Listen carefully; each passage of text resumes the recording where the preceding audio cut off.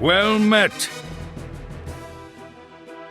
Uther is one of the best supports and heroes of the storm right now due to his kit being so strong. He's got burst heal, crowd control, utility, everything you could ever need in a great support. So how do we build this guy?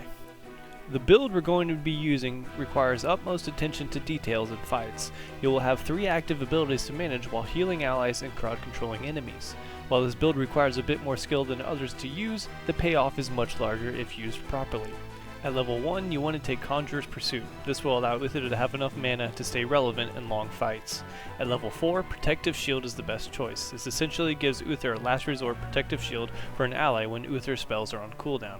At level 7, you have a choice between Clairvoyance and Cleanse, but with the meta heavily favoring stuns from someone like Tyrande, Cleanse is usually the better pick. For the heroic, both Divine Shield and Divine Storm are viable, it just depends on your team's composition. If you have melee assassins who like to dive deep in the fight, like Kerrigan Thrall or Illidan, Divine Shield can be useful. In other compositions, Divine Storm is usually better to take. At level 13, the only pick here is Shrink Ray. In teamfights, it's great to reduce an assassin's damage output, and outside of teamfights, it's useful as a secondary crowd control to get picks. For level 16, I like to take Imposing Presence to help stay alive when getting deep in the fight, as well as reduced assassin's damage output. For the final talent, it depends. If you took Divine Shield, it's usually better to take Redemption to stay in the fight if you die. If you took Divine Storm, the added range and cooldown reduction can be great if you need the extra crowd control. If you feel you don't need it, Redemption is a solid choice. If we take a look at the compositions, our team has Tychus and Jaina as our main damage dealers, so I'm going to be trying to keep them alive and stay by their side, and we also have Diablo to help set up ganks and stuns. If we look at the enemy team composition, they have an Illidan, who's going to be trying to get onto our backline and kill Tychus and Jaina, so my goal is to stand by those two and crowd control Illidan so that he can't deal damage. Now, throughout this early phase, I'm going to stick with Tychus and try and keep him alive as much as possible, because he has to get in close range to deal damage. One thing to note about playing against Illidan is, as you can see right there, if you try to stun him while he's using his dive move, it won't actually stun him, so wait until he uses his abilities to get a stun off. In this situation, we're a bit overextended into the lane, and the enemies are coming to gank us. Despite 3 people ganking Tychus, I'm able to keep him alive thanks to Protective Shield. Now in this next clip, you're going to see why Divine Storm can be such a useful heroic even against a single person.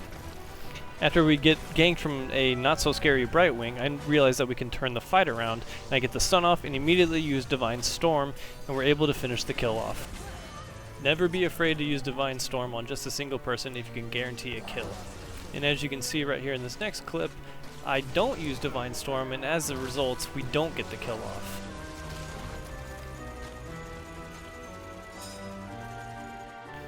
If you're gonna take Cleanse, you have to know when to use it. Unfortunately right here, I prematurely used Cleanse on Diablo to get a slow off of him, but I should have saved it for right there when he got stunned by Tyrande, and now he unfortunately dies. Right here is where Shrink Ray comes into such great effect. Illidan dives onto Jaina, and I Shrink Ray him immediately after he uses his ultimate. My sole purpose in this game was to stop Illidan from doing any damage possible. And again, here he's going to dive onto our backline, and I'm going to use my stun immediately on him to stop him from getting away. The advantage to having a Diablo on your team with you is that it is so easy to move into a lane and gank someone, get the combo off, and stun them so that they just can't leave.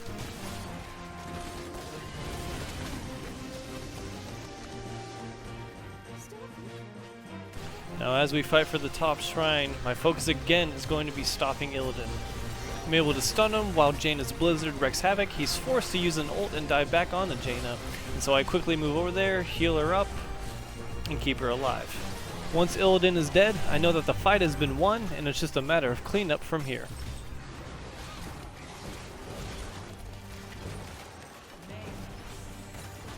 Albeit really slow cleanup.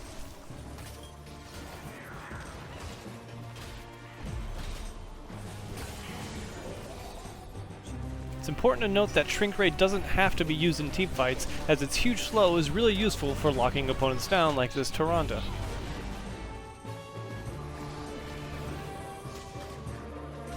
Here's one last fight where everything gets put together. Shrink Ray immediately goes on to Illidan. Divine Swarm right after Metamorphosis. Imposing Presence helps keep me alive from Vala long enough to stun Illidan one more time and get the kill.